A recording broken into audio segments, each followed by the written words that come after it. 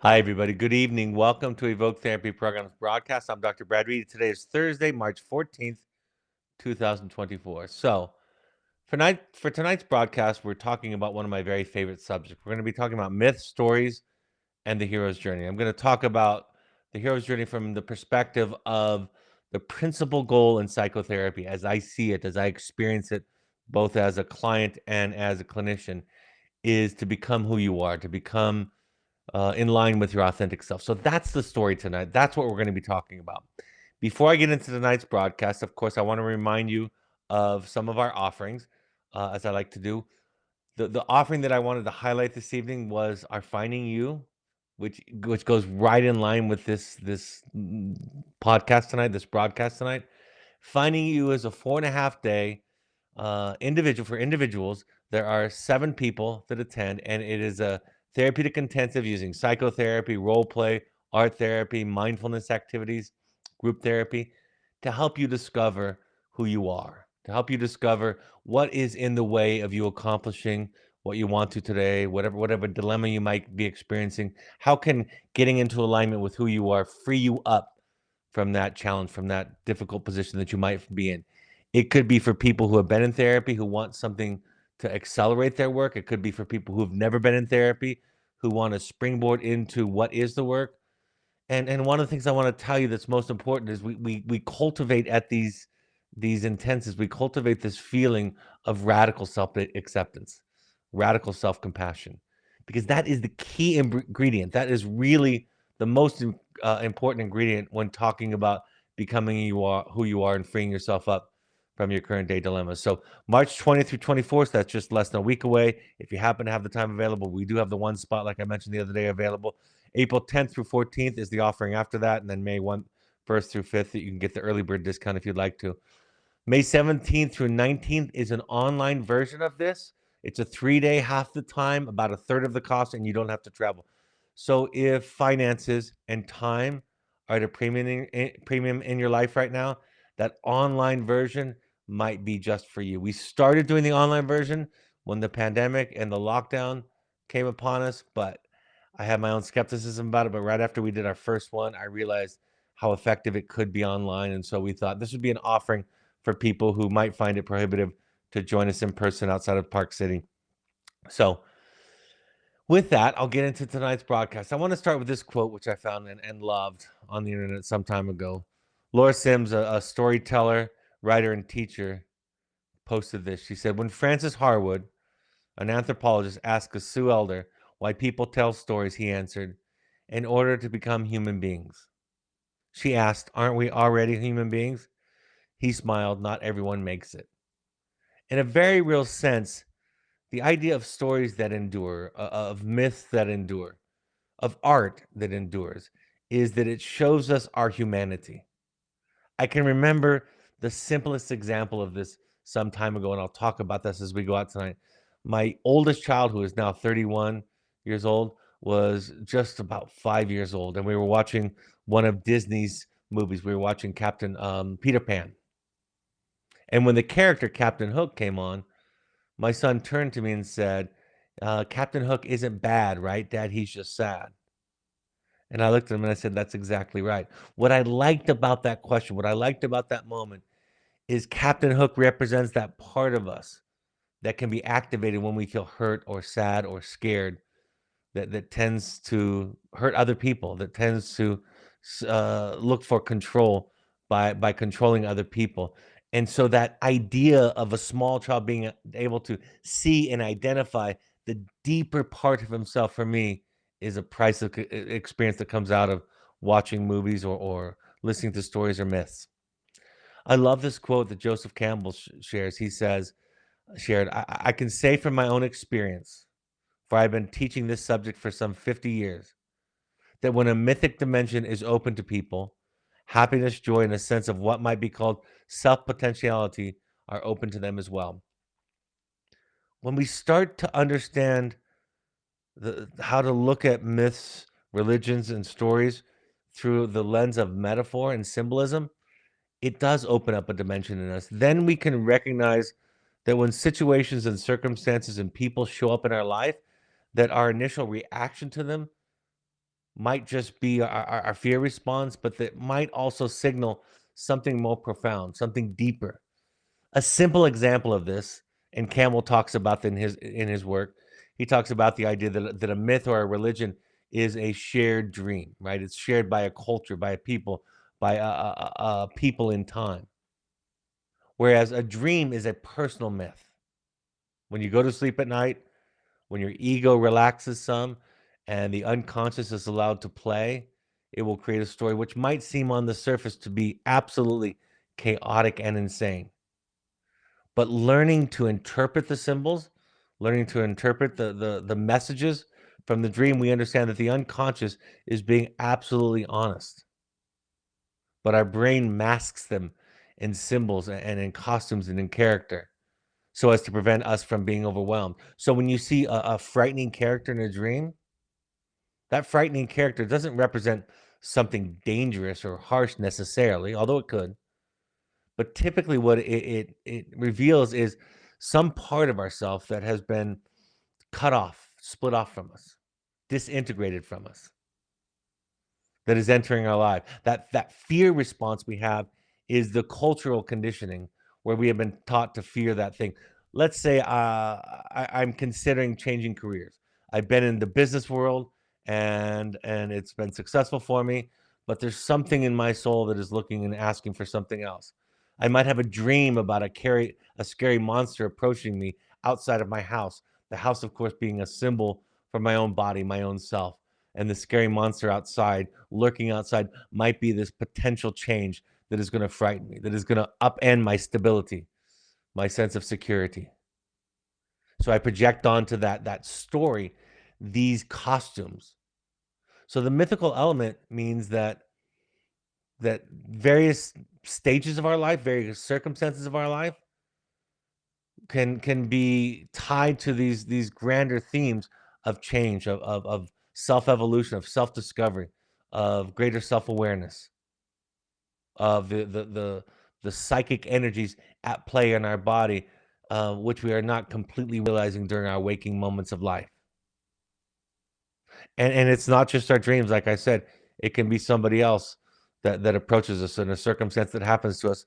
It can give us a sense of peace that when something in our life happens that is painful or scary, the end of a relationship, for example, that can be symbolized in dreams or in mythology as a death, as a literal death, because it is a loss, it is a loss of part of ourself. So when a relationship ends, it might frighten us, but as we learn from the myth, the phoenix can rise from the ashes. Something more beautiful, more powerful, different and new can rise from the old death, from the old part of our life that is leaving us. In The Audacity to Be You, I write this. Joseph Campbell, a foremost American expert in mythology, explained that the purpose of the heroic journey, illustrated in our myths, is to describe a transformation of consciousness. This kind of change he is talking about is more than any new skill or tool can provide. The shift is fundamental. It is a different way of being.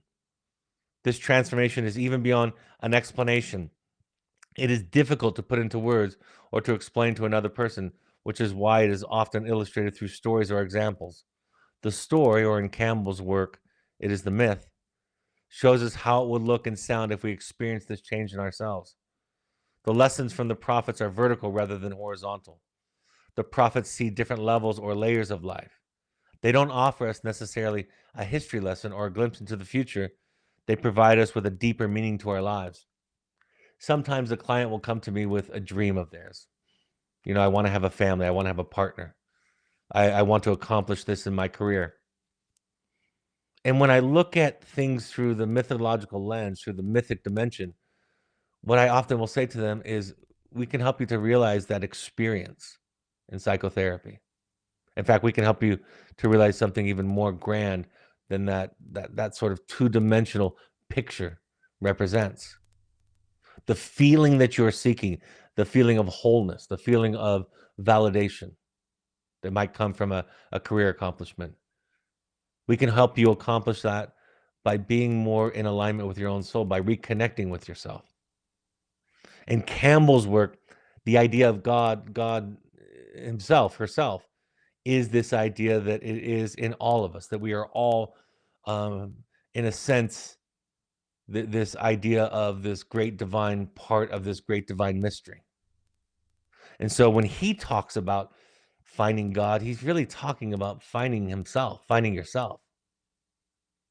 And that to commit a sin is not to commit a sin against somebody external, some higher power, so to speak, some God who sits in judgment, who is disappointed at our disobedience, but rather it is to be out of alignment with the self.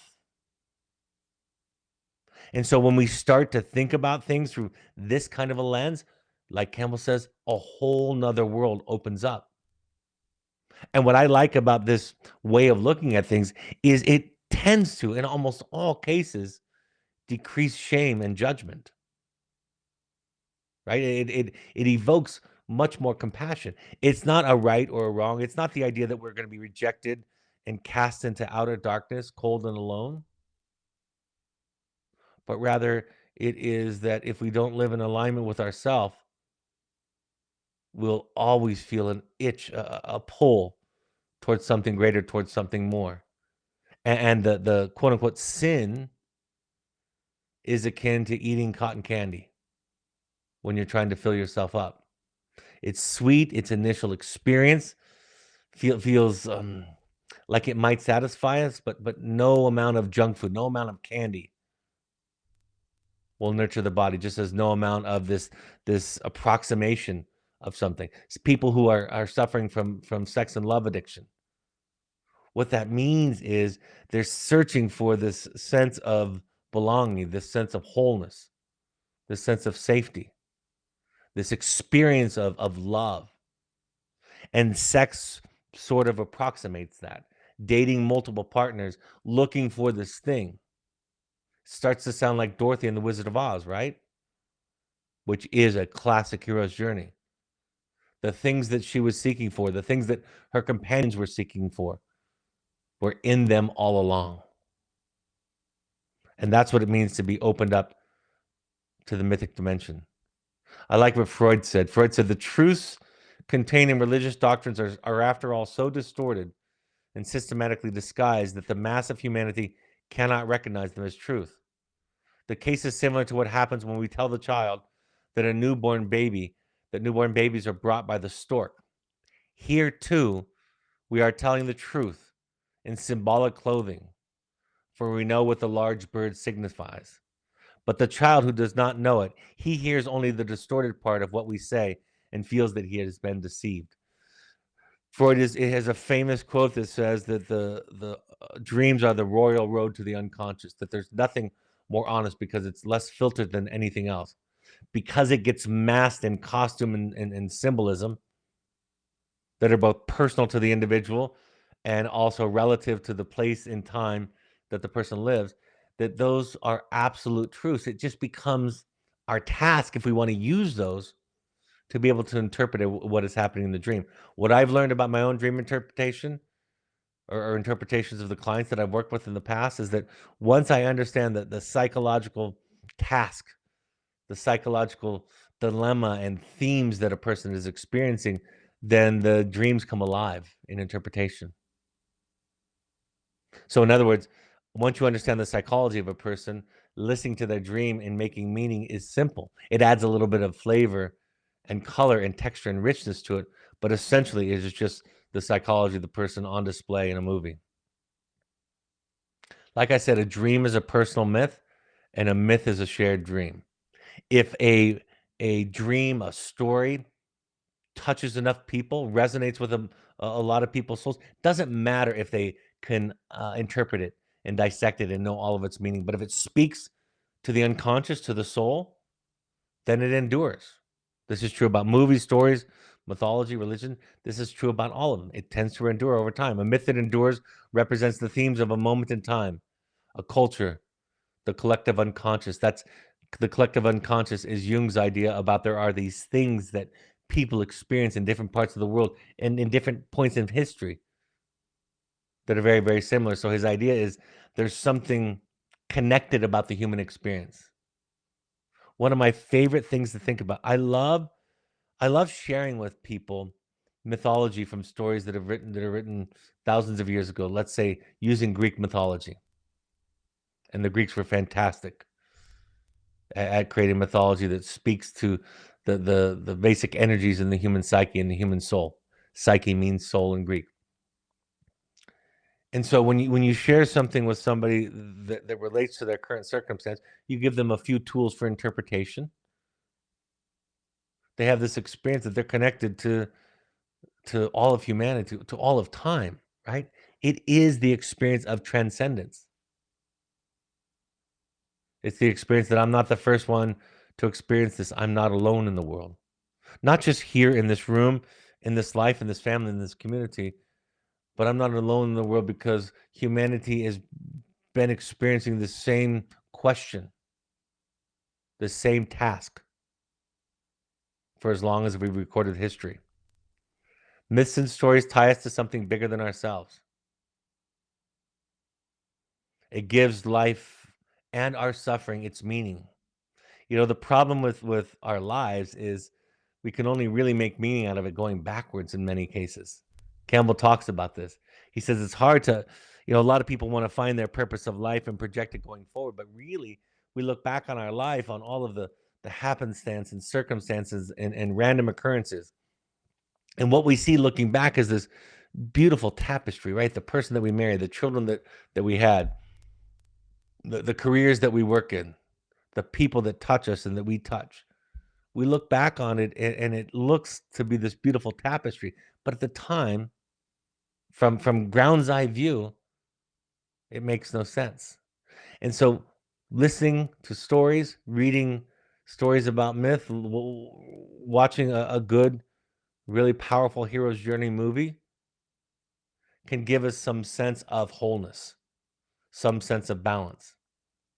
And maybe more than anything, understanding the heroic journey that is in all the myths, this one story that Campbell discovered and identified, that understanding and connecting to that story, more than anything, encourages us to keep going, that more is to be revealed, and that what we might judge today as a disaster could be in our lives going forward the greatest opportunity in our lives, right? That's what we find in the rearview mirror, but myths give us the opportunity to see it outside of ourselves.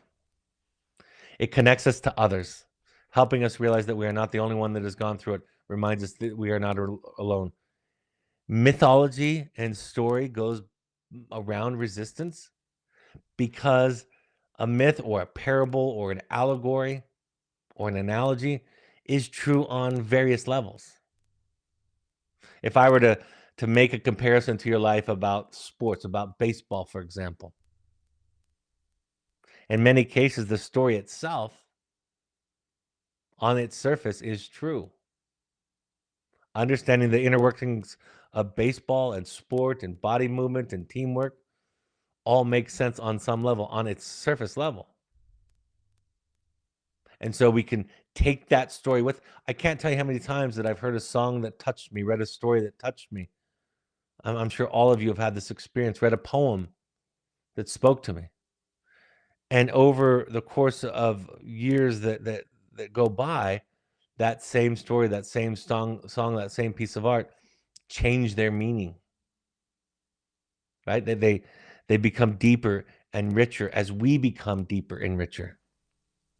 And so the allegory, the parable meets us where we are at our current level of consciousness, and it invites us to a deeper level of consciousness. When I think about psychotherapy and I think about Joseph Campbell's idea of a transformation of consciousness, this idea that is so profoundly different that it is akin to the idea of being born again, dying and being born again. When I think about it in those terms, it's so fundamental that it's hard to describe. When somebody comes to me saying, "What should I do with my child? What should I do with my spouse?" My thought is I don't know how to respond to the question on that level. So we're going to try to talk about a deeper level. What's going on for you? What are you afraid of?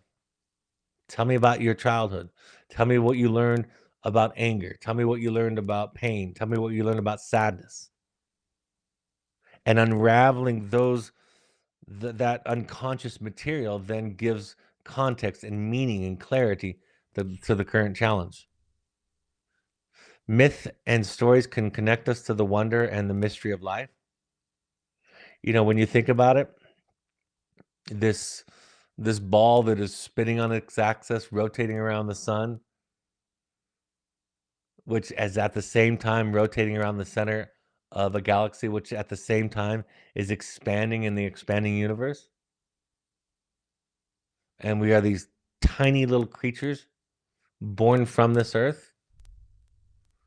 That's a pretty overwhelming thing to think about and to understand our meaning, right? You look at pictures that the new telescopes are giving us of various galaxies, and you have this sense of smallness, of nothingness, which, depending upon your orientation, could be incredibly inspiring to seize the day, or could be incredibly disheartening because you don't know how to make sense out of it. Myth can help us make sense out of it. Thus, it gives shape, as Joseph Campbell explained. Myth gives us shape to the unknowable mystery of existence of human life. It evokes an emotional experience in us. I mean, in essence, that's part of where the name Evoke Therapy Programs comes from the work of Joseph Campbell in this idea of Dorothy learning from the wizard that it was in you all along. It is this experience that we try to pull out the wisdom that has been lost in you. You once knew what you needed. You once knew who you were. But when parents and siblings and peer group and culture started telling you who to be and what was the right way to think and feel and act, when your needs became too much for an anxious parent, so you learned to repress those needs, to split those off of you psychologically speaking, to bury those. And then later in life, that comes out symptomatically, in a series of problematic relationships or in dangerous self-medicating behaviors like substance use disorder. Psychotherapy and the use of story can help tie you back to the original wound. Doesn't fix it, doesn't make it go away, but through its compassionate lens, it helps you understand what the task is. My experience in psychotherapy and this idea of mythology and storytelling is I'm not done. I'm not at complete peace. I'm not feeling a sense of transcendence and love and compassion and connection all of the time, for sure. But I know what the task is. I know where I'm heading, and the myths offer that direction and touch the emotional experience that is deeply, deeply embedded in us. Like I said, it gives us hope to keep going. Somebody asked me recently, how do you use myths in therapy? And I use them to encourage people to keep going. That more will be revealed later. And that it is so hard to have a bird's eye view of our current circumstances in this current moment in time. Like I said, it meets us where we're at. It helps us to embrace and hold on to this uncertainty and not knowing. The more dogmatic somebody can become in their adherence to a myth, the more literal they become. That is a sign of their anxiety and their inability to hold ambiguity and uncertainty. Myth is this idea that can give us some peace in considering the grand spectacle that is life and our existence. In Joseph Campbell's idea and analysis, they're not literal, but meant to speak to the fundamental patterns, energies, and themes inherent in all of humanity and all human beings. There's a Buddhist idea that I want to share with you and connect it to what I've been talking about with mythology. This idea says enlightenment is when the wave realizes it is the ocean, and the ocean recognizes itself as the rain. When I connect to a story from Greek mythology written thousands of years ago, I feel connected to them. And I realize, and it gives me a sense of peace, that this temporary life that I have, this body that I have, will last 100 years if I'm lucky. But my experience of that transcendent connection to all of humanity, to all of life, really, to all of the universe, is that spiritual joy that comes from recognizing that as the Buddhists say, that when you learn that when the drop of you are not a drop of water in an ocean, but you are an ocean in a drop of water. You are connected to everything. It makes sense why we empathize with people and circumstances and situations we have never encountered in our own personal existence. It is because those people, those circumstances are part of us, part of the extended us. Jamie Gill says, especially with regard to emotional matters, description may not be the most effective route to take here. It may be preferable to evoke the emotion or experience using stories. Campbell says, people say that what we're all seeking is a meaning for life. I don't think that that's what we're really seeking, he said. I think what we're seeking is an experience of being alive, so that the life experiences that we have on the purely physical plane will have resonances within those of our own innermost being in reality, and so that we actually feel the rapture of being alive. That's what it is finally all about, and that's what these clues help us to find within ourselves. Sometimes when I'll read a couple of the books that I like to share with people, the drama The Gifted Child, written in 1979, one of the books that we often will read as an exercise during our multi-day intensive is a book that my therapist wrote in 1993. And I mentioned the date of their origin, and those, of course, are very, very recent, relatively speaking, to some of the ones that I'm mentioning. But sometimes in the process, I'll mention that to somebody. I said, this was written about you before you were born, or before you were married, or before you came upon this certain challenge or aspect of your journey. And part of what I'm trying to invoke is this idea that it is bigger than you. It is sort of a higher power. It is a transcendent connection to all of humanity. See, Joseph Campbell started studying with Native American mythology, and then he expanded and basically became a human encyclopedia.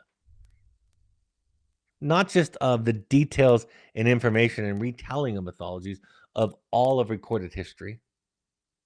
Nobody on earth, to my knowledge, has ever been able to uncover, to analyze, to share with us all of these mythologies in one place. In fact, at his death, he was working on an encyclopedia where he would connect every theme and every known religion to others. He found that essentially, in his study and observation of these, that really there was this one pattern in all of them, this one story, and he called this story the hero's journey. And while there are many little aspects of the story, he first started to separate the story into three basic parts. The person who's living their ordinary life experiences a separation. Something jolts them out of their comfort zone. A sickness, a death, the end of a relationship, something oftentimes painful and traumatic, because otherwise we would just stay with what's comfortable and what's familiar. So something pushes us. Oftentimes, the protagonist, us, the hero, is reluctant to answer the call, will initially refuse it and ignore it. But ultimately, there is this crossover, and the hero goes out looking for something to heal the situation, to resolve the situation. Sometimes it comes within a whisper or an invitation, and sometimes it comes with an absolute shove. Hits us totally by surprise. That might have something to do with how sensitive we are, how closely we're listening, or how afraid we are to leave the ordinary world. But ultimately, if the hero goes out on the path, they meet impossible tasks and trials, and they meet people and helpers that they didn't know existed. That old saying is, when the student is ready, the teacher will appear. That is that idea. So there are various aspects of this and then they're initiated into this new culture, this new way of thinking. And they go through a whole bunch of series of challenges there also. They struggle, they have challenges, they regress, they get sidetracked, they get scared, they retreat. Eventually, this story relates in some climactic battle, often signified in his work and his labeling of it, of this magical fight or this dragon battle. Right? We have to face the thing that is in our way. And Campbell, borrowing from Friedrich Nietzsche, said that this dragon is often the dragon of should or should not. He says on every scale is written the words should or should not. Thou shalt or thou shalt not, he says. So we're really coming up against ourselves, against our cultural conditioning of what we have been told is the right way to act, the right way to be, the right way to look, the right way to walk, the right way to talk. And we get confronted with that. I had a client one time say to me, after learning about this journey and its various stages, he said to me, I can't even get to the dragon battle because I can't even get past my family telling me that my decision to go back to school is a stupid idea. And I wrote back to him, this is through email, and I wrote back to him and said, that is the dragon battle. You've been on the journey for a while. And you've found what you think will feed you. And your family telling you shouldn't do it, it's a bad idea. That is the dragon. If there were no dragon, everybody would do it. Everybody would find enlightenment. Everybody would find peace. Some people talk about the dragon as a fight. Some people talk about it as loving the dragon. One of the stories that I talked about last night during a dinner table discussion I have, this new thing that I'm hosting with folks, is I talk about toward the end of the movie Everything Everywhere All at Once. The character moves from fighting all of these various characters to love. In fact, she literally uses karate moves and hands people flowers and funny little toys and little symbols that represent their inner child. So we learn to love our inner alienated child, the child that has been lost. I remember the first time I did an inner child meditation. I remember it clearly. I was so worried that something was wrong with me because when they told me to picture my inner child, and they were suggesting that I would find this little child adorable, and I found this little child disgusting, fat, needy, disgustingly immature. Now I know where I stand today that makes sense. Otherwise, I would have had him integrated all along. But the parts of me that were too much for my mother, I grew up with a single mother, the parts of me that were too much for my mother, that overwhelmed her, that she responded to with consternation and frustration and disappointment and anger and rage, I then saw those things as a threat. I then repressed and ousted these versions of myself to the shadow unconscious. So going back to find him, I had that initial reaction. Now with some work, I'm loving him more and more compassion, more and more understanding. That's why sometimes we project our inner lost child onto other people in the form of judgment and hate and being annoyed. Speaking of the hero's journey, the call to adventure. The call to adventure is the point in a person's life when they are first given notice that everything is going to change, whether they know it or not. Often, when the hero is called, they initially refuse the invitation. Once the hero has committed to the quest, consciously or unconsciously, his or her guide and magical helper appears or becomes known to them. The crossing of the first threshold. This is the point where the person actually crosses into the field of adventure, leaving the known limits of his or her world and venturing into the unknown and dangerous realm where the rules and limits are not known. In storytelling, it is when they head out to dive into the bottom of the sea, 20,000 leagues under the sea, when they go into outer space, when they go into the forest, right? Oftentimes, this crossing of the first threshold is this fearful, dark, unknown, foreboding energy that we have to step into. As Campbell says, the cave that you fear to enter holds the treasure you seek. And in the tradition of King Arthur, the knights thought it most heroic to go into the forest to look for the Grail where there was no path, because if there was a path there, somebody else had trod it already. It was somebody else's path. So they go into the forest where it is darkest. It's terrifying. It's terrifying to leave. I know for myself, when I was anticipating this threshold, my therapist said to me, everything in your body tells you that you can't cross it. And that if you do, that you'll die, that you can't survive it. And you will imagine, if you can imagine physically, visually, she said, you can imagine there's this doorway with a darkness on the other side that you can't quite see into. And she said, you'll picture dead bodies laying at the base of the threshold as evidence that everybody who's tried to cross it hasn't made it. But now I know those dead bodies were the old versions of life, right? That's the difficult part about marriage.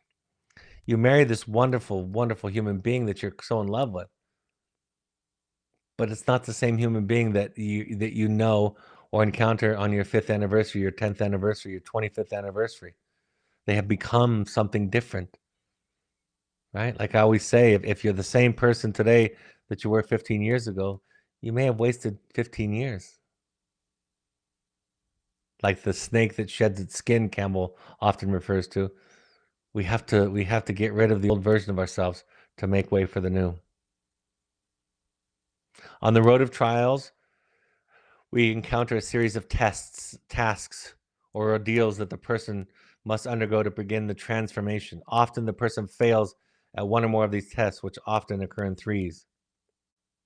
The meeting with the goddess represents the point in the adventure when the person experiences a love that has the power and significance of the all-powerful, all-encompassing, unconditional love that a fortunate infant might experience with his or her mother. The person begins to see him or herself in a non-dualistic way. Instead of seeing yourself as evil and good, you see yourself as a human being. This is a very important step in the process and is often represented by the person finding the other person that he or she loves most completely. The dragon battle precedes the return being the last stage of the hero's journey. You have to slay your dragon, or another way to look at it, you have to love and make peace with your dragon. The hero moves beyond the pairs of opposites, from the good and bad, from the good and evil, to a state of divine knowledge, love, compassion, and bliss. The person is in heaven and beyond all strife. A more mundane way of looking at this step is that it is a period of rest, peace, and fulfillment before the hero begins the return. The ultimate boon is the achievement of the goal of the quest. It is what the person went out on the journey to get.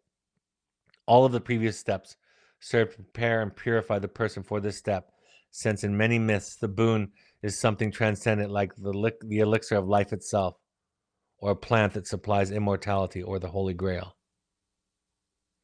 Right? When the hero gets the treasure, this treasure is symbolic of the absolute peace and joy that they've been seeking for their whole life. In many stories, you'll recognize this. In most movies that we say don't have a Hollywood ending, the hero comes back empty-handed for this thing that they originally set out to find, to discover, and to hold. But they come back triumphant still, and the triumph is that they've accomplished this task of transformation, that they are fulfilled. You go out looking for the Grail, the knights never found it, but they come back to the community to share the wisdom, to share the tales of adventure, to share their experiences. If you've ever been to an Al-Anon or a Codependence Anonymous meeting set up to support the family members and loved ones of those that are struggling from addiction, you'll find that there are members, long-term members of that group, who have lost people, who have lost in this life the very people that led them to this group. So why do they keep going? Because, like Dorothy, the thing that they were looking for was in them all along, was not outside of them. I love what Johann Hari says in that TED Talk I often reference, everything you know about addiction is wrong. he says that the addictive substance replicates the feeling of deep connection. It's a chemical bypass, right? We ingest chemicals to produce chemicals in our brain and our bodies that we would feel and have and experience if we were feeling the most deep and profound connection to and from somebody else. And just like Winnicott says, one of my favorite therapists who writes about therapy, he said, it's the false self that brings the real self into therapy. What you think therapy is in the beginning, I'm coming to save my marriage, I'm coming to save my child, it becomes something different if you stay in it long enough. You realize it's a place where you're saving yourself. You are the knight in shining armor that has come to rescue you. You are the home you seek. You are the experience that you seek. It is in you all along. We just have to peel away the cultural conditioning, the accretions that have gathered in your lifetime to find out your true self. I have a series of pictures here to illustrate that it doesn't have to be ancient or even religious, but the myths like Superman. I love the myth of Superman. This superhero that comes from another planet, Krypton. Krypton is his Earth. Mother Krypton, Mother Earth. It's Mother Krypton. He gets sent away from that and comes to this planet, and on this planet he has superpowers. What's the one thing that reduces Superman to rubble? It is a piece of his home planet, a piece of his mother, a piece of his family of origin.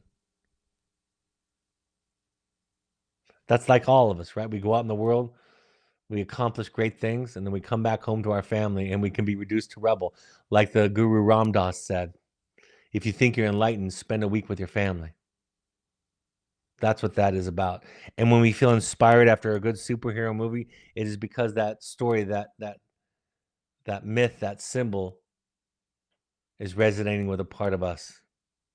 I loved Rocky as a kid. He lost the first fight. He lost it.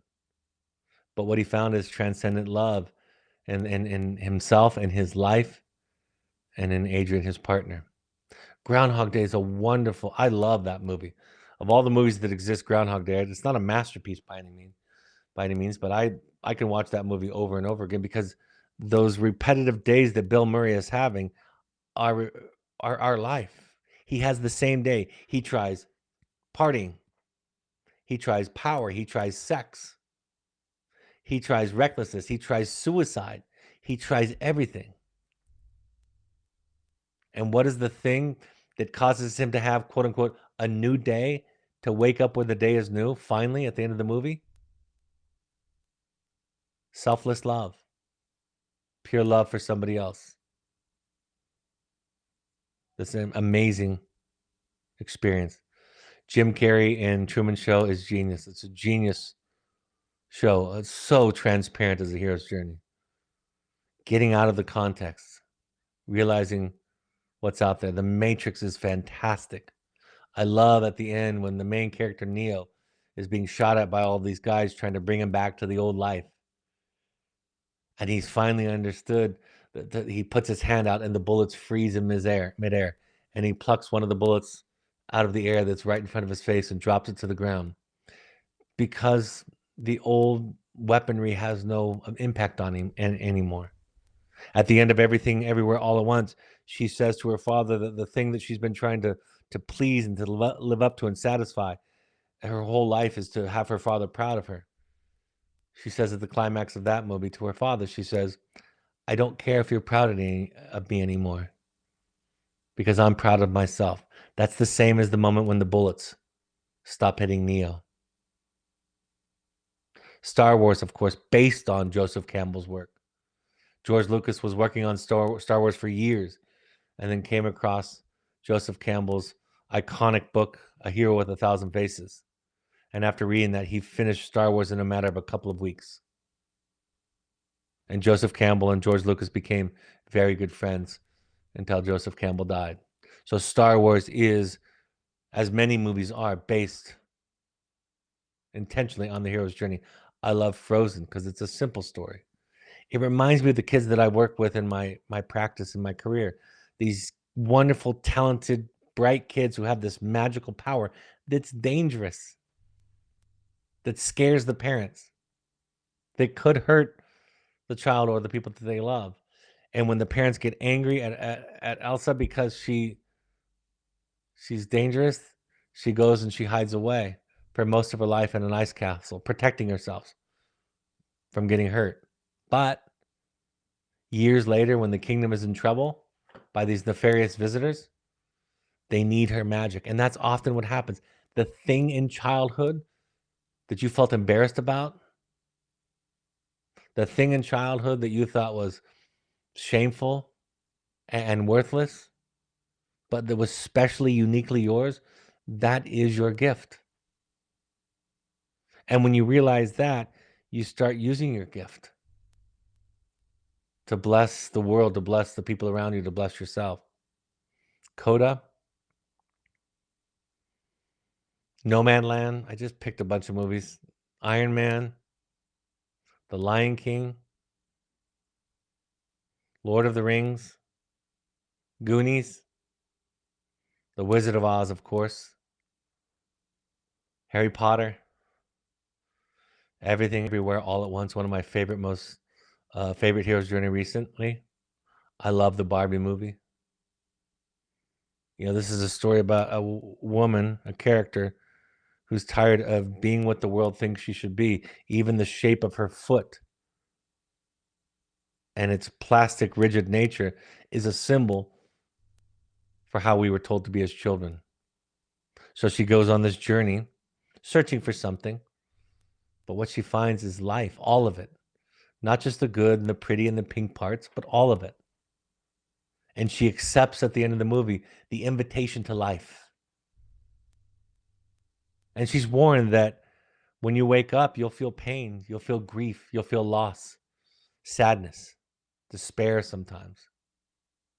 But you also get to feel the richness of life, the beauty of life, the sacredness of life. And she accepts and walks into the real world. Sometimes we read it in our poetry. I wanted to read Mary Oliver's Wild Geese and Rumi's Caravan poem. Mary Oliver, Wild Geese. You do not have to be good. You do not have to walk on your knees for 100 miles through the desert repenting. You only have to let the soft animal of your body love what it loves. Tell me about despair, yours, and I will tell you mine. Meanwhile, the world goes on. Meanwhile, the sun and clear pebbles of the rain are moving across the landscapes, over the prairies and the deep trees, the mountains and the rivers. Meanwhile, the wild geese, high in the clean blue air, are heading home again. Whoever you are, no matter how lonely, the world offers itself to your imagination, calls you like the wild geese, harsh and exciting, over and over, announcing your place in the family of things. And then Rumi's excerpt. Come, come, whoever you are. Wanderer, worshiper, lover of leaving. It doesn't matter. Ours is not a caravan of despair. Come, even if you have broken your vows 1,000 times. Come yet again. Come, come.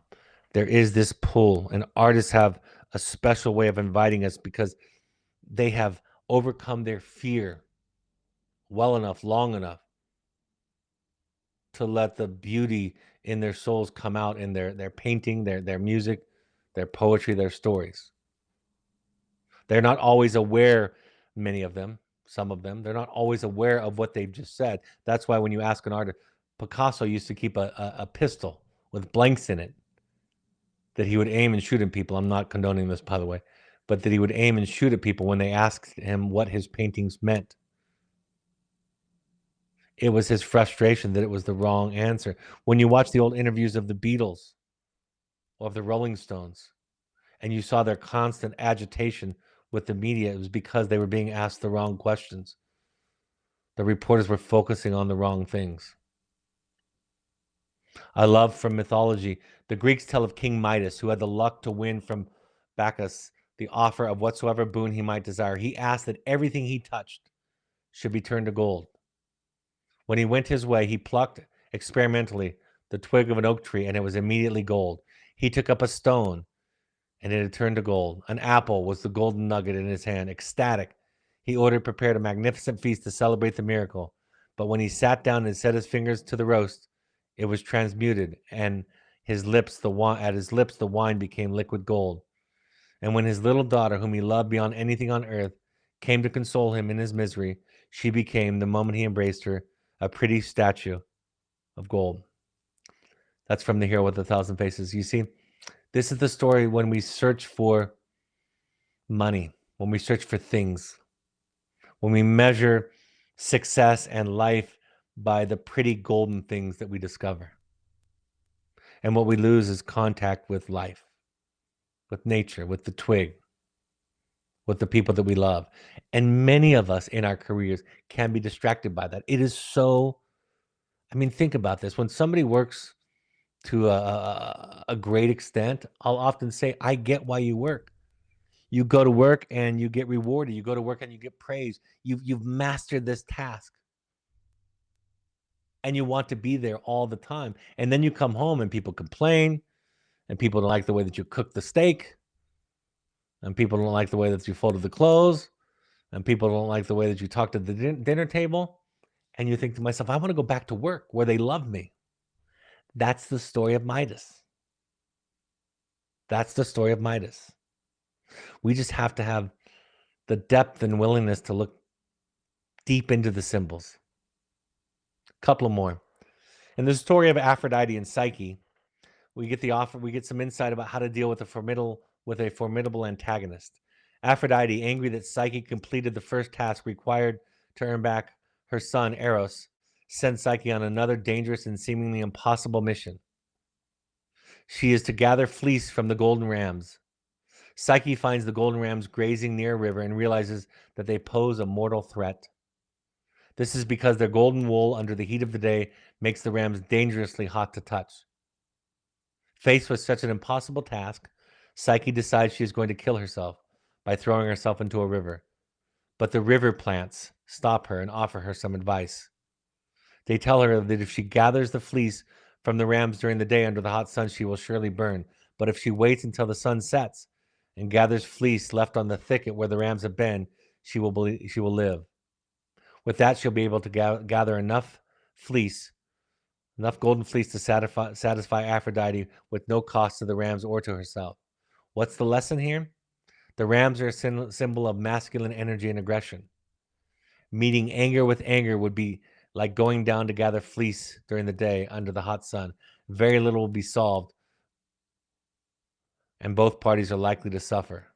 Waiting for it to cool and for the sun to go down means going around the anger instead of facing it head on. This story dates back to the 2nd century AD. In some ways, we have not learned much since in the last couple of thousand years. As J.D. Gill writes, the point is you cannot confront power head on, or you'll be destroyed by it.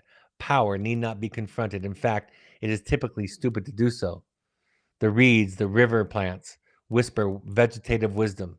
Wait. Be patient. Things changed. This is the wisdom of growth. You see, the myths and the stories are not about identifying with the princess or the hero or even the villain.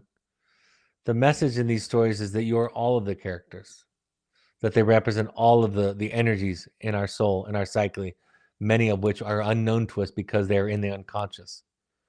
The objective of these stories is to learn to integrate all these parts to the self. As Jung said, I would rather be whole than good. This is his plea, his invitation for all of us, that we do the work to understand what is driving our behavior, what is driving these patterns. As the Buddhist monk Thich Nhat Hanh said, continue practicing until you see yourself in the most cruel and inhumane political leader, and the most devastatingly tortured prisoner, and the wealthiest man, and in the child starving, all skin and bones. Practice until you recognize your presence in everyone else on the bus, in the subway, in the concentration camp, working in the fields, in a leaf, in a caterpillar, in a dewdrop, in a ray of sunshine. Meditate until you see yourself as a speck of dust in the most distant galaxy. The more you come to know yourself, the more empathy and compassion and love you have for everybody else, because they are you. As I wrote last week, if your heart doesn't break and bleed for poor and dying children, you have not learned self-love. For if you learn to love yourself, all of yourself, you would find yourself in every face that you see. When we're listening to our children tell us the story of their childhood, much of which we don't agree with, much of which we have no experience with. I wrote this some time ago. We can learn to listen to our children like they are telling us about their dreams. Listening to a child's lies or exaggeration tells us something that they cannot express or something they cannot access by simply telling the story as it is. I explain to parents that our work together gives them new eyes and new ears with which to see and hear their children. With this new information, we do not strip the child of their dignity, removing their armor and expose them beyond what they can handle, but we learn to see them more clearly. And operating with this new awareness, we are better positioned to parent them and respond to their needs with empathy and patience. I love something that Marie-Louise von Franz said in her book, Archetypal Patterns and Fairy Tales. She said, in mythology, tears are often supposed to have a redeeming and healing effect. If you've ever dealt with people who have become petrified by suffering, you know how redeeming it is if they can cry. We have to learn to cry, to get rid of our armor, to crack the shell of our understanding. If you want more on this, a couple of resources to go to are the movie Finding Joe by Patrick Solomon. You can get it on YouTube now for free. You can get it on, if you want it on your iOS device, you can get it on iTunes for $3. It's a wonderful summary of Joseph Campbell's work from many people, from many perspectives. I really love, and we use in our program, The Knight in Rusty Armor, an allegory of self-discovery, of going into the forest, going into the wilderness, which is often a motif in these stories, and finding yourself. And then J.D. Gill, my therapist, wrote a sequel to The Knight in Rusty Armor called The Letters of Juliet to the Knight in Rusty Armor, The Feminine Journey. The masculine journey is toward light and awareness, and the feminine journey is to break from conformity. Those are also each of their strengths, too, the feminine and the masculine. I'm going to end tonight's broadcast with the reading that I often give when I close a presentation of the Journey of the Heroic Parent, and that'll be my conclusion. This is the last page of the Journey of the Heroic Parent. At the beginning of this book, we started with the concept of Campbell's hero's journey, in which the hero gets the call to adventure. In most cases, this invitation is initially rejected. This is the part of the story when some parents stop and resist because although the call comes in the form of a suffering child, it is to try terrifying. It's terrifying to try new things. We are asked to leave so many things, so many beliefs that make us feel safe and comfortable. We're invited into sessions, treatment programs, and communication seminars to do family work. But because children are in danger, many are eventually willing to answer the call and go into the darkness and face their fears. I once heard someone describe that the thing we search for as we embark on the hero's journey is the thing that we cannot not do. As I've had the privilege of working with parents whose children are struggling, I know of no better way to describe the courage and motivation parents demonstrate as they embark on their heroic journey. They must do this, and they must forge their own passage. It's perilous, frightening, and painful. They worry about what people will say. Some people will deride and abandon them as they forge ahead, but these parents cross the threshold and bravely plunge into the unknown. They go in there because that's where their child is. They go in there because their child is in there. They go in there because they believe that they are there to find their child and solve their problems. Then the question, what does the hero really discover at the end of their journey? And the epic story of Gilgamesh, perhaps one of the oldest surviving works of literature, speaks to every parent's journey. In the ancient Mesopotamian myth, Gilgamesh becomes distressed at the death of his best friend Enkidu. Due to his suffering, Gilgamesh leaves his home and undertakes a long and perilous journey searching for the secret of eternal life. He endures many trials and tribulations on his quest. He swims to the bottom of the sea and retrieves the plant of immortality. And when he resurfaces, he sets it down on the ground, and while he bathes, the serpent steals it, and the sacred plant of immortality is lost. Yet as he travels home, he has his story to tell. So what does the hero find? On his journey, he finds the elixir of healing wisdom, something he can share with others. We experience deep pain and develop compassion as we face the depths of our own struggles. And what we find is our story. We sit in groups, tell our stories, and listen to the stories of others. That's the message of this book. That's what I meant when I said, when I started with the concept of the question is not the question. It's not about asking what we should do. It is our struggling children and our willingness to ask different questions that reveal our authentic selves. The hero brings back herself, a deeper, richer version of herself. Loving your child is something you cannot not do. You will break and bleed.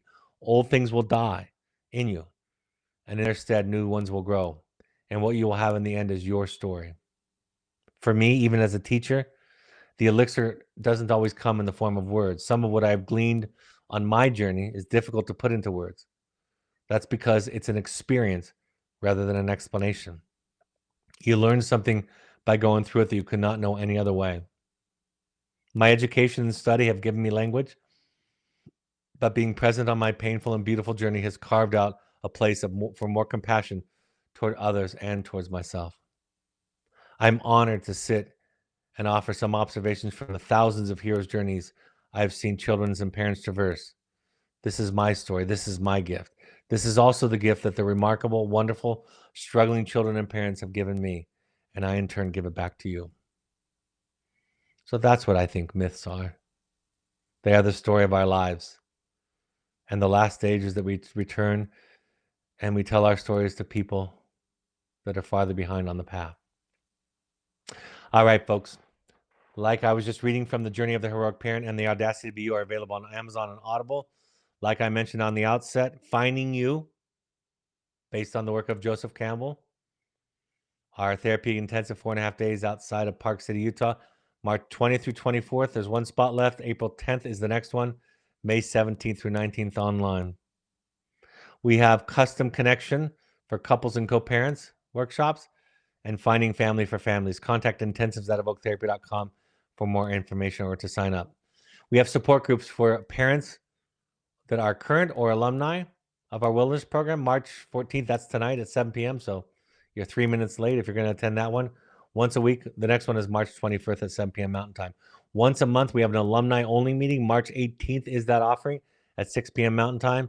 And then for our intensives and coaching client and alumni, April 8th at 6 p.m. is your next offering. Go to support groups. Email us at supportgroups@evoketherapy.com for more information, or go to our website.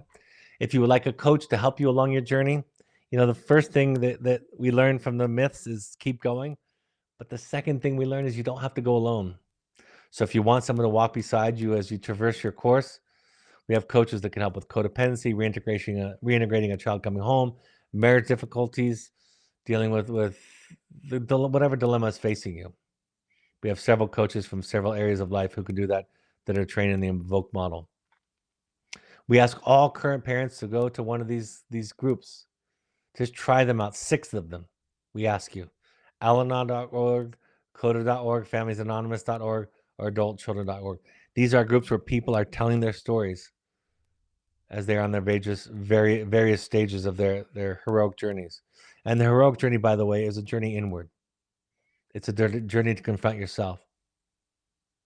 It's a journey to understand what energies are driving you to recreate over and over again the same questions and the same patterns.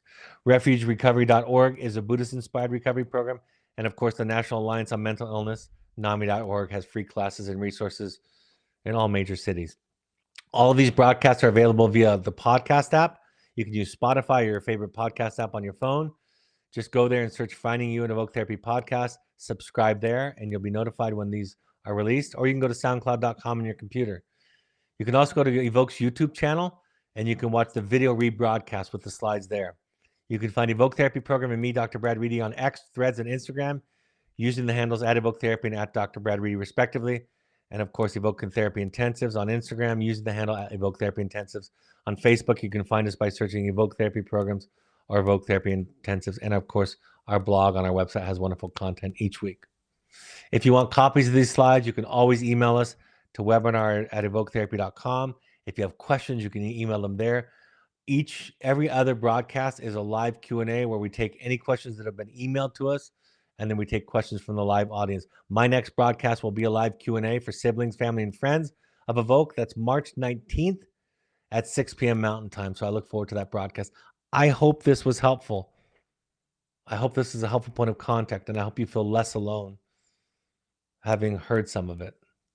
And as always, for and on behalf of the people that you love and the people that love you, thanks for showing up to things like this and doing your work, your heroic journey inward, because it makes all the difference in the world. Have a great evening, and I'll talk to you next week. Take care. Bye-bye.